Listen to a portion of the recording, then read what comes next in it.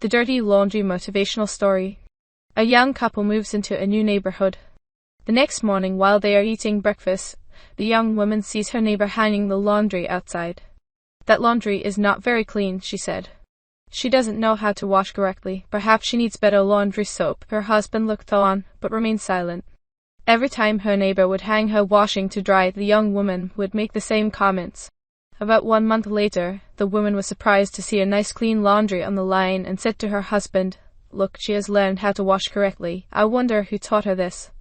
The husband said, "I got up early this morning and cleaned our windows."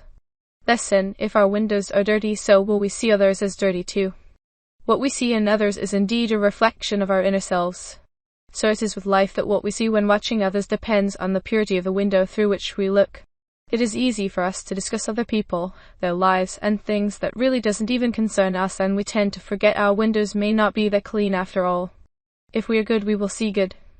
In life, we often tend to be judgmental and very often look down upon others without exploring deeper as to why the person is behaving in such a way.